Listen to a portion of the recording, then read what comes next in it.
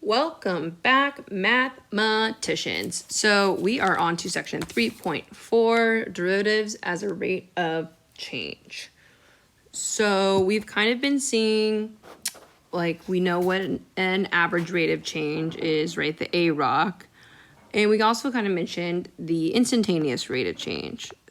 So we can kind of, now that we know a little bit more about derivatives, we can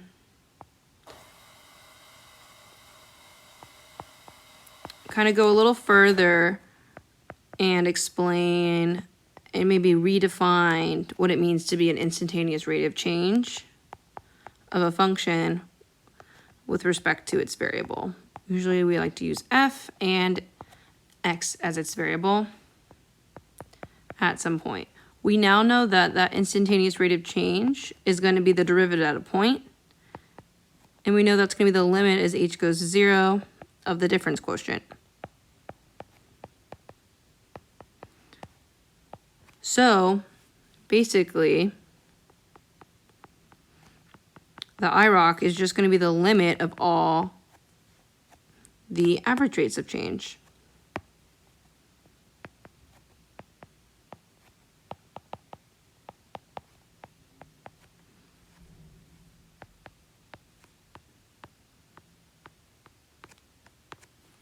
Right? So I think we kind of talked about this when we first were talking about rates of change and what rates of change we know.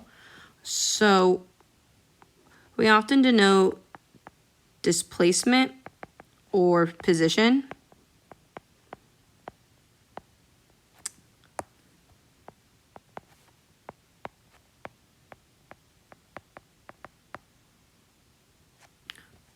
With respect to time,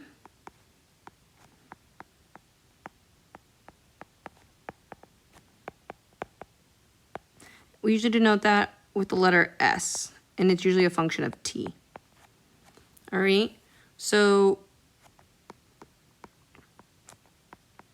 velocity is the change in displacement over time.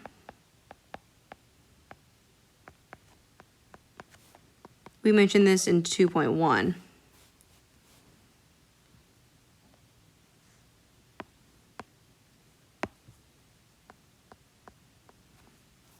Right, so we call velocity v of t.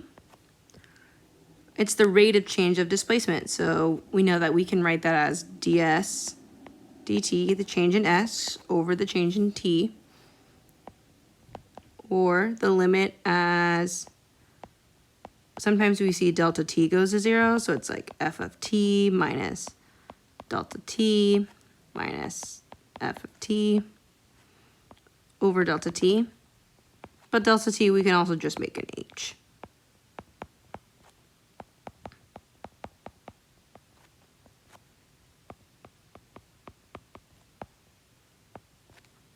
Those are all the same thing. So velocities can be negative depending if I'm moving back to wherever I started or away from it. But if I look at my speedometer in my car, that only has positive numbers. So what gives? So speed is the absolute value of velocity. Similarly, we can also just say that that's the absolute value of ds dt, the derivative of s in time, right? You can think about this as,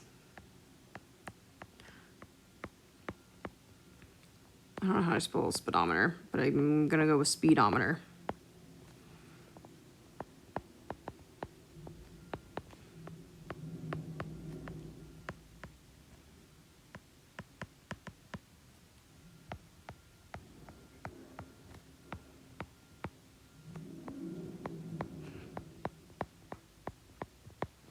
Right, so your speedometer doesn't have negative values when you reverse.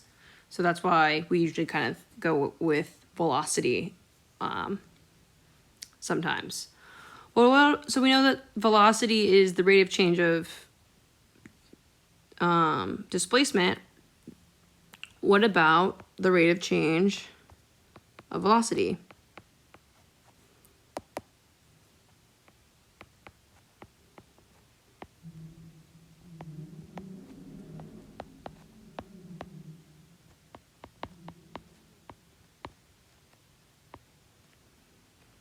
It's acceleration.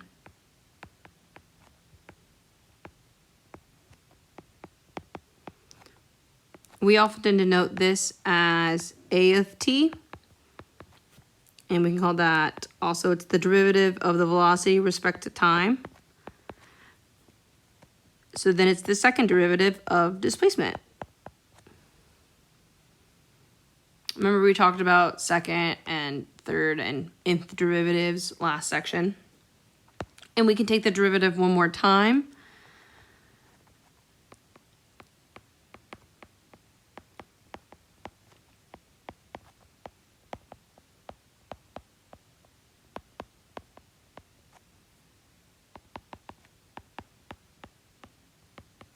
It's called jerk.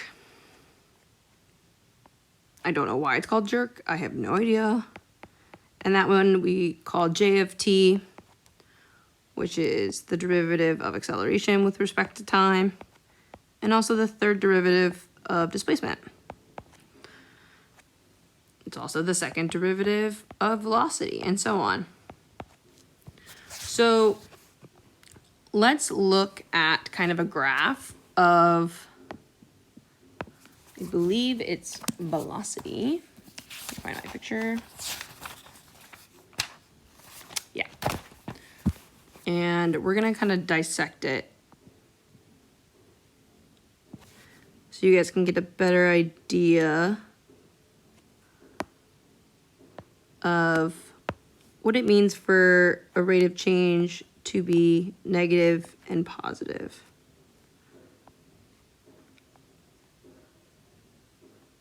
Okay, cool. So at 0, our velocity is 0, and then we're gonna go here.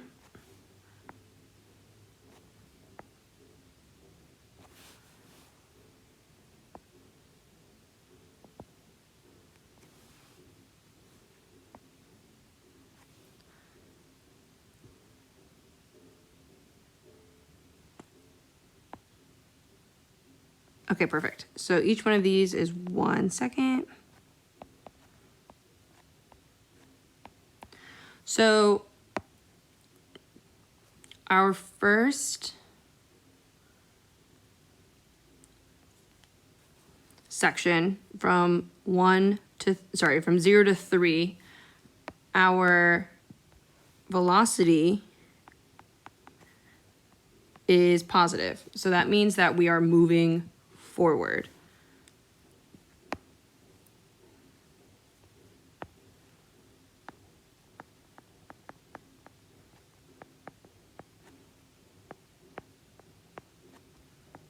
Because the velocity is greater than 0.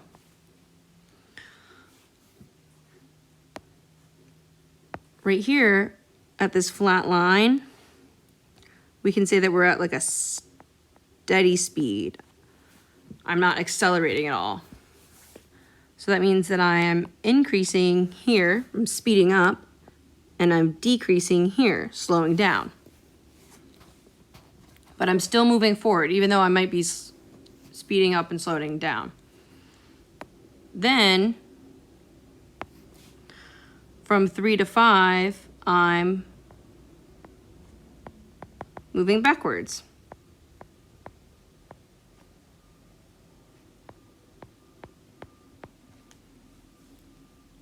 Because my velocity is negative.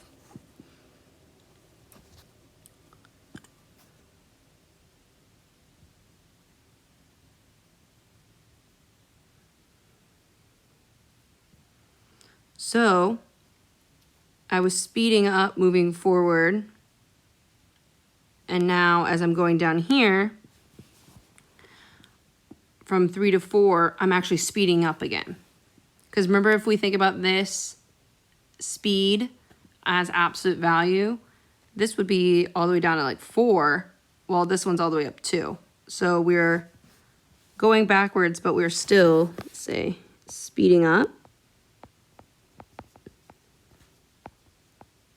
And we hit our fastest at right here. And then we're gonna slow down again. Because our velocity is going back to 0. Right now I'm not moving at all from 5 to 6, so I'm stopped.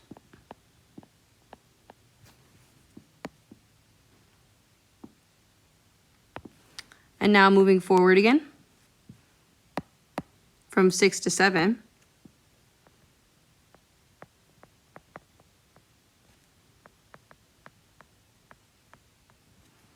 And I also know that I'm speeding up.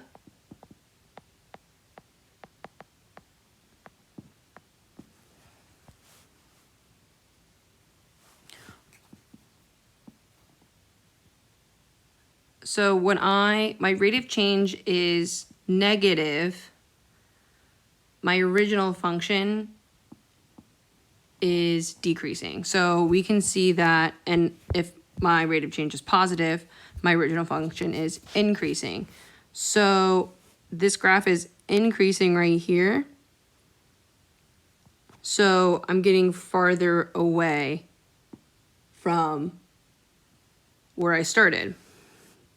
And as this line decreases here, even my speed is slowing down, but I'm still moving away from where I started.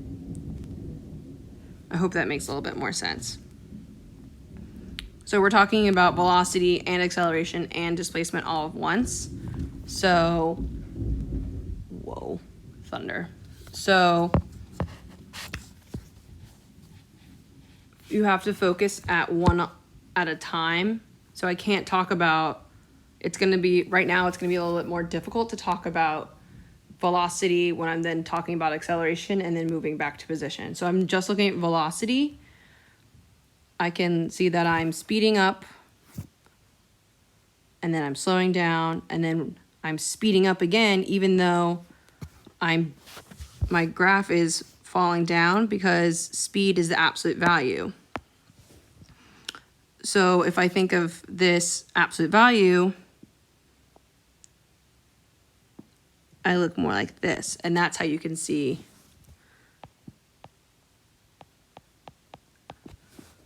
that I'm actually speeding up versus since it's going down, I should be decreasing. Okay, I hope that was a little bit more clear. So, oops, gray. Nope, there we go. So let's do an example with some numbers. So a lot of these problems in this lecture are gonna ask you a question and it's not gonna be quite obvious what they're looking for, right? Because a lot of these questions are applied. So you have to think a little bit more critically here than what's the derivative of this? At time t, what's the derivative? At when is the derivative this number? You might have to finagle something. And you also need to think about what the question's asking. If it's asking for a height, a distance, don't give me a time as an answer. I need the function value, or I need the velocity or the acceleration, okay? So the example is that a dynamite blast, maybe if I spelled dynamite right.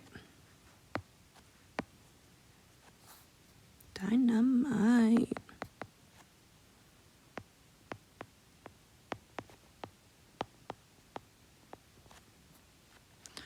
So blows a heavy rock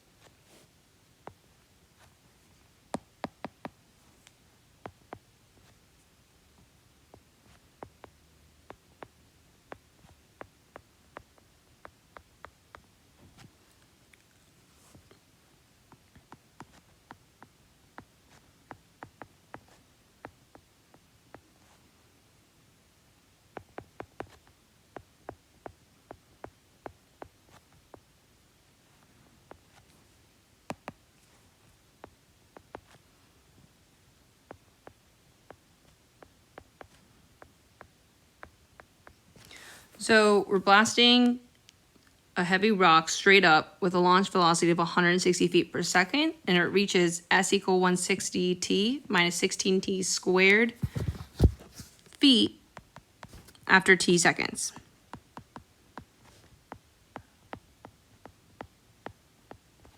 So it's basically explaining you how we got this equation, because we know from earlier chapters 16t squared is, I think it's displacement because due to gravity, and our velocity is 160 feet per second.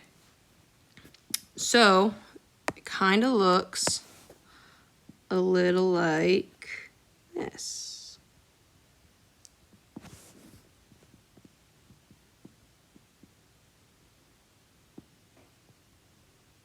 So 1, 2, 3, 4, 5, 6, 7,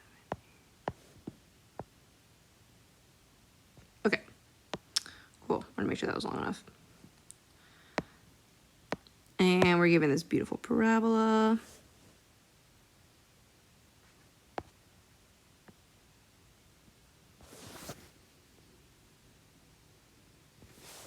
Okay.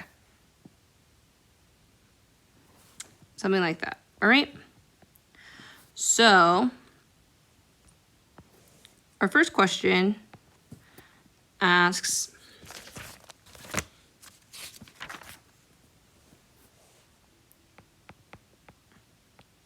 how high did the rock go?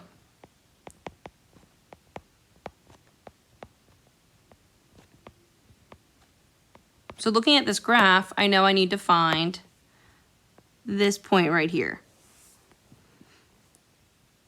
I don't know what time it's at. I don't know the displacement, the position of it, but it's asking how high did the rock go. So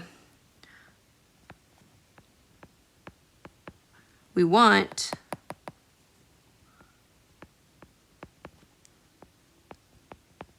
an S of t. Well, how do we find that? Well, I know that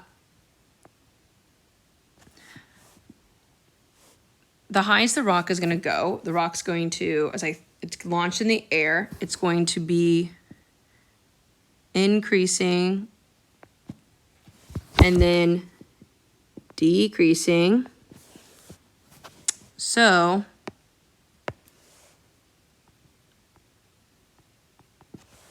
my velocity is going to be positive and then negative. Remember we talked about the intermediate value theorem for functions, saying that if I have values that are positive, then values that are negative, I have to have 0 in between.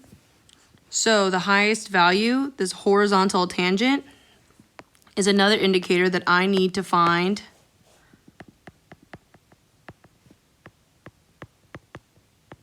when v of t equals 0.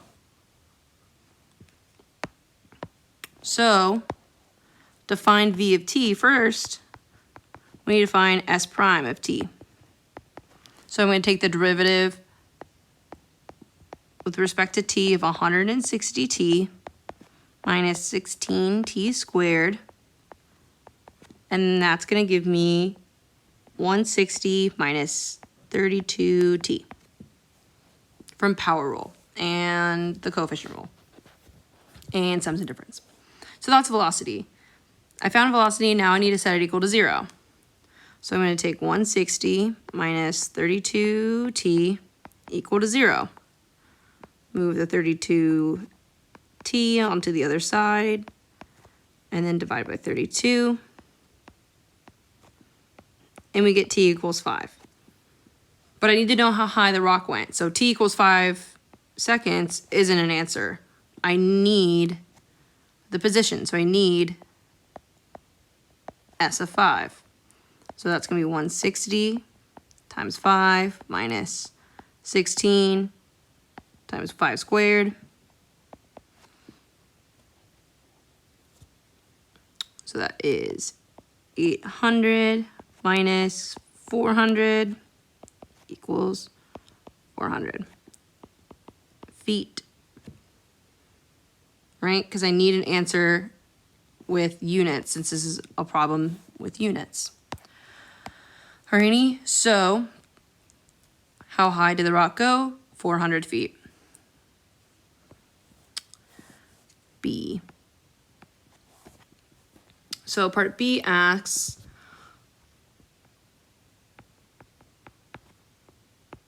what are the velocity and speed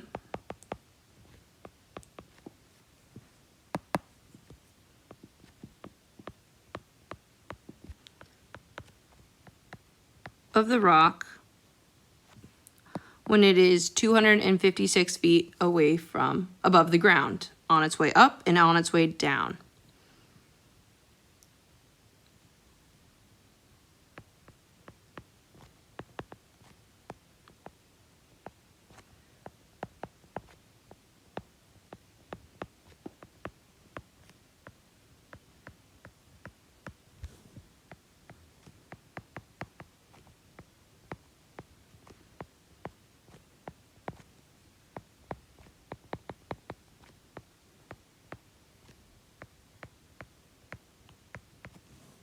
So I need to first find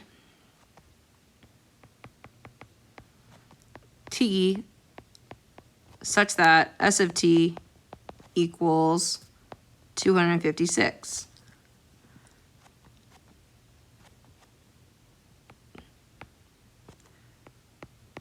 Then I need to find the velocity at that t.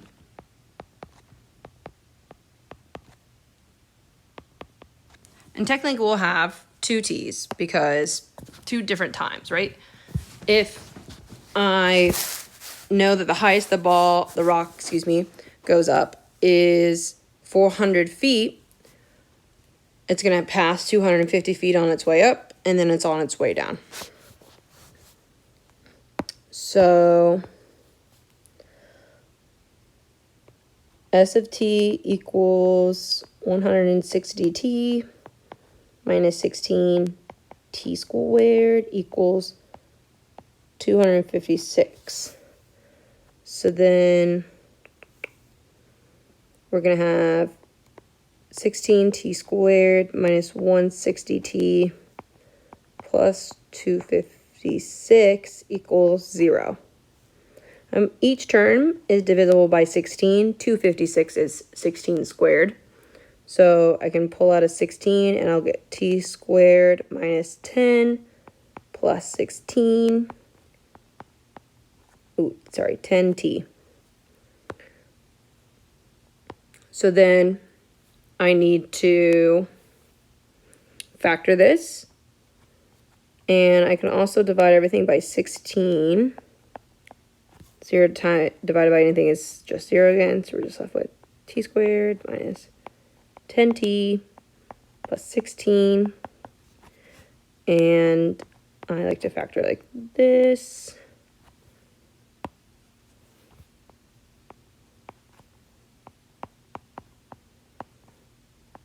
All right, -8, -2, give me 16, and they add to -10. Perfect.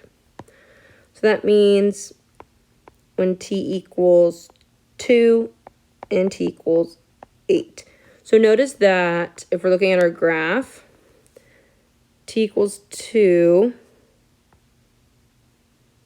it's right here, and t equals 8, right here. Wow, that was a really good drawing. So t equals 2 is when we are, or not we, the rock is on its way up, and t equals 8 is when it's on its way down. So velocity at times t, at time 2, is going to give us 160 minus 32 times 2, which is 60 minus 64, which equals 96 feet per second. Making the speed also 96 feet per second, because speed is just the positive version of velocity. Velocity is already positive, nothing more that we need to do. So then the velocity at 8, when the rock is coming down, is going to be 160 minus 32 times 8, which is going to give you 160 minus 256, which equals negative 96 feet per second. So I'm actually going the same speed.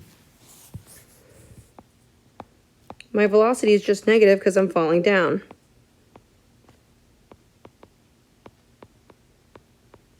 Alrighty. So then part C asks, what is the acceleration?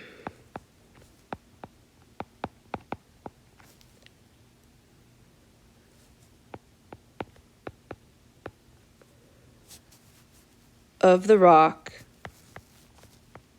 at any time.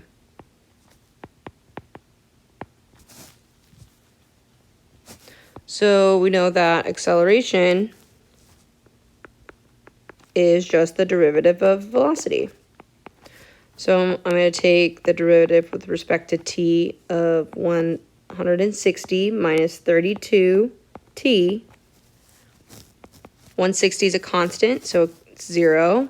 So we're just left with negative 32 feet per second squared. All right. So the acceleration is constant here. It's never changing. Even though I'm speeding up, I'm slowing down. No, I'm not speeding up, excuse me. I'm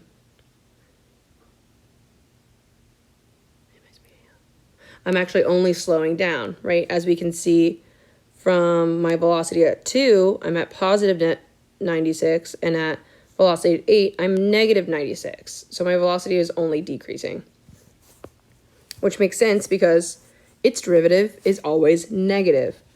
A negative derivative gives you a decreasing original function.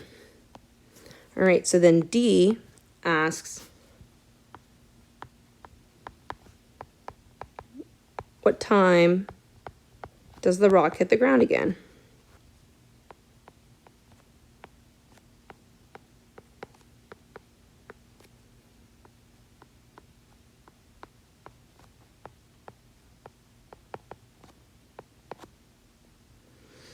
Well, this one asks, so when the rock is at the ground, its displacement, its position is 0.